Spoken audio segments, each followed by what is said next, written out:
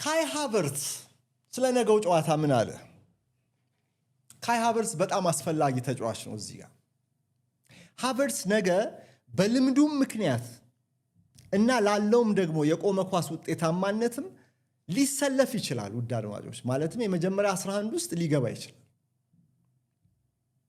የ64 ሚሊዮን ፓውንዱን ተጫዋች ቪክቶር ጊዮኮሬሽን ተጠባባቂ አድርጎ ከቅርብ ጊዜ ወዲህ በተለይ እንደ በርንሊ ባሉ ጨዋታዎች ላይ ልዩነት ፈጣሪነቱን አሳይቷል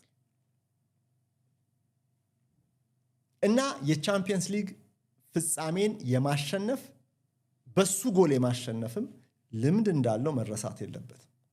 ከቼልሲ ጋር በ2021 አሁንም እንዲደገም እፈልጋለሁ ያ ስሜት ሲል ሰፊ ቃለ ምልልስ ኢንተርቪው ሰጥቶ ጋዜጦች እንደዚህ አትሞታል። ተመልከቱት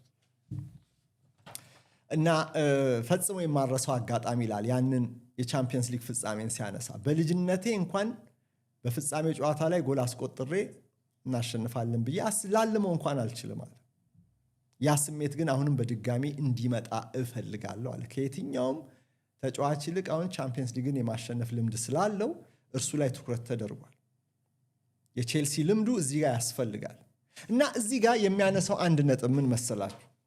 ያኔም ቼልሲ ከማንቸስተር ሲቲ ጋር ሲጫወት ቼልሲ ፌቨራይት አልነበርም፣ አንደርዶግ ነበር። ማለትም ሁለተኛ ተገማች ነበር።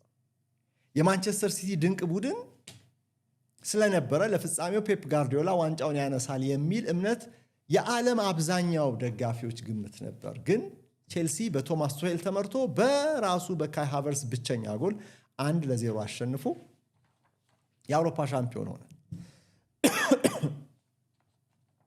እና ይሄ ለነገው ጨዋታ ምሳሌ መሆን ይችላል ነው የሚለው እሱ። ተመሳሳይ ስሜት እንዲሰማኝ ፈልጋለሁ፣ ያንኑ ፊሊንግ መልሼ ማጣጣም ፈልጋለሁ አለ። ግን ብዙዎች አሁን ፓሪስ ሰን ጀርመን እና አርሰናል ጨዋታው ከባድ እንደሆነ የአርሰናል ደጋፊዎችም ያውቃሉ።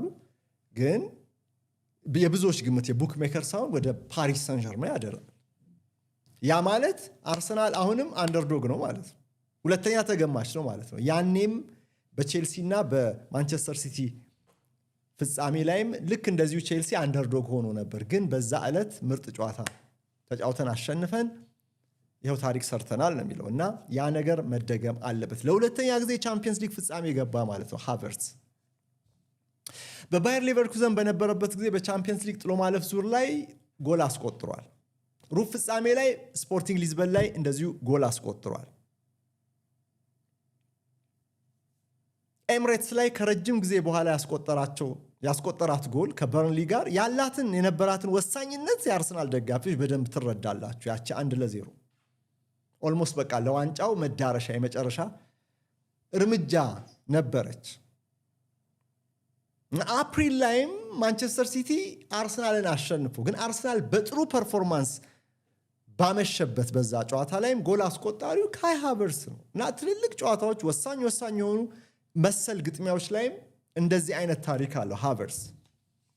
ለጊዮኮሬሽ ቻምፒየንስ ሊግ ፍጻሜ አይደለም የቻምፒየንስ ሊግ ግማሽ ፍጻሜ ሩብ ፍጻሜ እንኳን ሩቅ ነው። በስፖርቲንግ ሊዝበን በነበረበት ጊዜ ይህን አቺቭ አላረግም እና አንደርዶግ ሁለተኛ ተገማሽ መሆን ጥቅምም አለው ይመስላል። የካይ ሃቨርትዝ አነጋገር ሁለተኛ ተገማሽ ነህ ማለት አሸናፊ አትሆንም ማለት አይደለም። ያኔም ሆኗል፣ አሁንም ግምቱ እንደዛ ነው፣ ልናሳካው እንችላለን ነው የሚለው። እስቲ ቆይ ይሄ የአንደርዶግ ጉዳይ መለስ